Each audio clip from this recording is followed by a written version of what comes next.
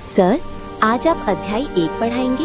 हाँ, हम आज अध्याय 1 पढ़ेंगे जिसका नाम है पादपों में पोषण। सर, सबसे पहले ये बताइए कि पोषण क्यों जरूरी है? पोषण वो प्रक्रिया है जिसके द्वारा सभी जीव जंतु और पादप अपने शरीर को चलाने, बढ़ने और स्वस्थ रहने के लिए भोजन प्राप्त करते हैं और उसका उपयोग करते हैं। सरल शब्दों में कहें तो भोजन को ग्रहण करना, उसे पचाना और उससे ऊर्जा व पोषक तत्व लेना ही पोषण कहलाता है। हम जो भोजन खाते हैं उसमें कार्बोहाइड्रेट, प्रोटीन, वसा, विटामिन और खनिज लवण जैसे पोषक तत्व होते हैं। ये हमारे शरीर को अलग अलग प्रकार से मदद करते हैं। कार्बोहाइड्रेट हमें ऊर्जा देते हैं, प्रोटीन शरीर की वृद्धि और टूटे हुए ऊतकों की मरम्मत करते हैं, वसा ऊर्जा का भंडार होती है और विटामिन व खनिज हमारे शरीर को बीमारियों से बचाते हैं। पोषण इसलिए जरूरी है क्योंकि बिना भोजन के हमारा शरीर काम नहीं कर सकता। यदि हमें सही मात्रा में और संतुलित भोजन नहीं मिलेगा तो हम कमजोर हो जाएंगे, जल्दी बीमार पड़ सकते हैं और हमारा विकास ठीक से नहीं होगा। बच्चों के लिए पोषण और भी अधिक आवश्यक है क्योंकि उनकी लंबाई, वजन और दिमाग का विकास इसी पर निर्भर करता है। पौधों में भी पोषण होता है। सर, क्या पौधे भी भोजन खाते हैं? नहीं, पौधे खाना नहीं खाते, वे खुद बनाते हैं, इसलिए उन्हें स्वपोषी ऑटोट्रोफिक कहते हैं। सर, ये भोजन बनाने की प्रक्रिया कैसे होती है? इसे प्रकाश संश्लेषण फोटोसिंथेसिस कहते हैं। ये शब्द 2 भागों से बना है। फोटो यानी प्रकाश, सिंथेसिस यानी बनाना, अर्थात प्रकाश की सहायता से भोजन बनाना। इस तथ्य को वैज्ञानिक जॉन इंजनहाउस ने सिद्ध किया कि सूर्य का प्रकाश आवश्यक है। प्रकाश संश्लेषण के लिए आवश्यक घटक: सूर्य का प्रकाश ऊर्जा का स्रोत, क्लोरोफिल हरा वर्णक जो प्रकाश को अवशोषित करता है, कार्बन डाइऑक्साइड हवा से, जल जड़ों द्वारा मिट्टी से। सर, पत्ती में ऐसा क्या खास होता है? पत्तियों में छोटे छोटे छिद्र होते हैं जिन्हें रंध्र कहते हैं। ये CO2 अंदर लेते हैं और O2 बाहर छोड़ते हैं। जड़ से जल जाइलम ऊतक द्वारा ऊपर आता है। भोजन फ्लोएम द्वारा पूरे पौधे में पहुंचता है। रासायनिक समीकरण: CO2 + H2O gives rise to C6H12O6 + O2। यहाँ C6H12O6 बराबर ग्लूकोज, भोजन। सर, हमें कैसे पता चले कि भोजन बना? इसके लिए स्टार्च टेस्ट करते हैं। बिना पत्ती को पानी में उबालें, कोशिकाएं मुलायम होंगी। चीनी करें, अल्कोहल में गर्म करें, हरा रंग हटेगा। चीनी करें, आयोडीन डालें। यदि नीला काला रंग आए, स्टार्च उपस्थित, प्रकाश संश्लेषण हुआ, अर्थात भोजन बना। क्या सभी जीव अपना भोजन खुद बनाते हैं? नहीं, पोषण 2 प्रकार का होता है। स्वपोषी ऑटोट्रोफिक जो अपना भोजन स्वयं बनाते हैं, परपोषी हेट्रोट्रोफिक जो दूसरों पर निर्भर रहते हैं। हरे पौधे स्वपोषी होते हैं। क्या सभी पौधे ऐसे ही होते हैं? नहीं, कुछ अलग भी हैं। परजीवी पौधे जैसे कसकुटा ये दूसरे पौधों से भोजन चूसते हैं। कीटभक्षी पौधे जैसे नेपंथेज ये कीड़ों को पकड़कर पचाते हैं। मृतजीवी जैसे मशरूम सड़े गले पदार्थों से पोषण लेते हैं। सर, इनके बारे में और जानकारी दीजिए। बिल्कुल, परजीवी पौधे वे होते हैं जो अपना भोजन स्वयं नहीं बना पाते और दूसरे पौधों से पोषण प्राप्त करते हैं। ये अपने आश्रय पौधे से जल व पोषक तत्व चूसते हैं। उदाहरण के लिए कसकुटा अमरबेल एक परजीवी पौधा है जो अन्य पौधों पर निर्भर रहता है। तो क्या हम जो खटमल, जूं, किलनी होते हैं इनको परजीवी बोल सकते हैं? हाँ, बिल्कुल। कीटभक्षी पौधे क्या है? कीटभक्षी पौधे वे होते हैं जो अपना भोजन तो स्वयं बनाते हैं लेकिन पोषण की कमी पूरी करने के लिए कीटों को पकड़कर खाते हैं। ये पौधे खासकर नाइट्रोजन की कमी वाले स्थानों में पाए जाते हैं।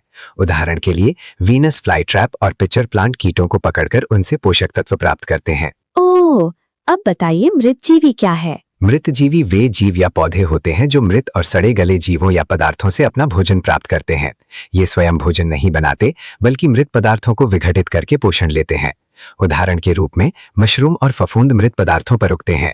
मृतजीवी प्रकृति में सफाई का काम करते हैं और पर्यावरण संतुलन बनाए रखते हैं। थोड़ा सहजीवी संबंध क्या होता है? इसके बारे में थोड़ा थोड़ा सुना सुना लगता है। सहजीवी संबंध वो संबंध होता है जिसमें 2 अलग अलग जीव एक दूसरे के साथ मिलकर रहते हैं और दोनों को लाभ होता है, यानी दोनों एक दूसरे की मदद करते हैं और साथ रहने से फायदा उठाते हैं। उदाहरण के लिए लाइकेन एक अच्छा उदाहरण है। लाइकेन में शैवाल यानी एल्गे और कवक यानी फंगस साथ साथ रहते हैं। शैवाल भोजन बनाता है और कवक उसे सुरक्षा व रहने की जगह देता है। इस प्रकार दोनों को लाभ मिलता है। एक और उदाहरण डाल वाले पौधों की जड़ों में पाए जाने वाले जीवाणु है। वे पौधे को नाइट्रोजन देते हैं और बदले में पौधे से भोजन प्राप्त करते हैं। इस प्रकार सहजीवी संबंध में दोनों जीव एक दूसरे के लिए उपयोगी होते हैं। लेकिन हम किस श्रेणी में आते हैं? हम तो अपने भोजन खुद से नहीं बनाते। बहुत अच्छा सवाल है। पोषण को समझने का सबसे आसान तरीका ये है कि हम देखें जीव अपना भोजन कैसे प्राप्त करते हैं। सामान्य रूप से पोषण को दो मुख्य सीढ़ियों या श्रेणियों में बांटा जाता है, स्वपोषी और परपोषी। अब पहली श्रेणी है स्वपोषी पोषण। ऑटो का अर्थ है स्वयं। ऐसे जीव अपना भोजन खुद बनाते हैं। हरे पौधे सूर्य के प्रकाश, जल और कार्बन डाइऑक्साइड की सहायता से प्रकाश संश्लेषण नामक प्रक्रिया द्वारा भोजन बनाते हैं। इस प्रक्रिया में क्लोरोफिल नामक हरा वर्णक महत्वपूर्ण भूमिका निभाता है। उदाहरण के लिए पेड़ पौधे, घास आदि आते हैं। ये जीव खाद्य श्रृंखला की पहली सीढ़ी होते हैं, क्योंकि बाकी जीव सीधे या परोक्ष रूप से इन पर निर्भर रहते हैं। दूसरी श्रेणी है परपोषी, हेट्रोट्रोफिक। हेट्रो का अर्थ है अन्य। ऐसे जीव अपना भोजन स्वयं नहीं बना सकते, इसलिए वे अन्य जीवों पर निर्भर रहते हैं। परपोषी पोषण को आगे कई उपश्रेणियों में बांटा जाता है। पहला है शाकाहारी, जो केवल पौधों को खाते हैं जैसे गाय और हिरन। दूसरा है मांसाहारी, जो अन्य जानवरों को खाते हैं जैसे शेर। तीसरा है सर्वाहारी, जो पौधे और मांस दोनों खाते हैं। चौथा है परजीवी, जो किसी जीवित जीव से चिपककर उसका पोषण लेते हैं जैसे अमरबेल। पांचवा है मृतजीवी, जो सड़े गले पदार्थों से भोजन लेते हैं जैसे मशरूम। छठा है कीटभक्षी पौधे, जो पौधे होते हुए भी कीट पकड़कर पोषक तत्व प्राप्त करते हैं जैसे वीनस फ्लाई ट्रैप। अब प्रश्न आता है, हम मनुष्य के श्रेणी में आते हैं। मनुष्य परपोषी हैं क्योंकि हम अपना भोजन स्वयं नहीं बना सकते। साथ ही हम सर्वाहारी भी हैं क्योंकि हम पौधों से प्राप्त भोजन, फल, सब्जियां, अनाज और पशु आधारित भोजन, दूध, अंडा, मांस दोनों का सेवन करते हैं। इसलिए पोषण की सीढ़ी में हम उपभोक्ता कहलाते हैं। यदि इसे खाद्य श्रृंखला के संदर्भ में देखें तो पौधे उत्पादक हैं, हम उपभोक्ता हैं और मृतजीवी अपघटक होते हैं। ये पूरी व्यवस्था एक चक्र की तरह चलती है। कोई भी कड़ी हट जाए तो संतुलन बिगड़ सकता है। आज ये सब जानकारी लेकर हमें बहुत अच्छा लगा। धन्यवाद सर। सबसे पहले समझिए पोषण क्या है। भोजन प्राप्त करने और उसका उपयोग करने की प्रक्रिया को पोषण कहते हैं। पोषण दो प्रकार का होता है, स्वपोषी जो अपना भोजन स्वयं बनाते हैं, हरे पौधे। परपोषी जो दूसरों पर निर्भर रहते हैं, मनुष्य, जानवर। पौधे अपना भोजन प्रकाश संश्लेषण द्वारा बनाते हैं। आवश्यक तत्व, सूर्य का प्रकाश, क्लोरोफिल, कार्बन डाइऑक्साइड, जल। वैज्ञानिक प्रमाण, इस तथ्य को जॉन इंजनहाउस ने सिद्ध किया। रासायनिक प्रक्रिया, CO2 plus H2O gives rise to glucose plus O2। Glucose बाद में स्टार्च के रूप में जमा होता है। पत्ती क्यों महत्वपूर्ण है? पत्ती बराबर भोजन बनाने का स्थान, रंध्र बराबर गैसों का आदान प्रदान, जाइलम बराबर जल ऊपर लाता है, फ्लोएम बराबर भोजन पूरे पौधे में पहुंचाता है। अन्य प्रकार के पोषण, परजीवी, कसकुटा, कीटभक्षी, नेपेंथेस, मृतजीवी, मशरूम, सहजीवी, लाइकेन, शैवाल प्लस कवक। पोषण को मुख्य रूप से दो श्रेणियों में बांटा गया है, स्वपोषी, ऑटोट्रोफिक, परपोषी, हेट्रोट्रोफिक। स्वपोषी वे जीव हैं जो अपना भोजन स्वयं बनाते हैं। हरे पौधे सूर्य के प्रकाश की सहायता से प्रकाश संश्लेषण द्वारा भोजन बनाते हैं। ये खाद्य श्रृंखला में उत्पादक यानी प्रोड्यूसर्स कहलाते हैं। परपोषी वे जीव हैं जो अपना भोजन स्वयं नहीं बना सकते और दूसरों पर निर्भर रहते हैं।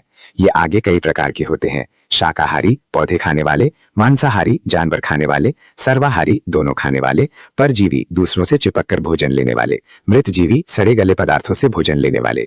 उदाहरण के लिए वीनस फ्लाई ट्रैप एक कीटभक्षी पौधा है जो कीटों से पोषण लेता है। हम मनुष्य परपोषी और सर्वाहारी हैं क्योंकि हम पौधों और जानवरों दोनों से भोजन लेते हैं।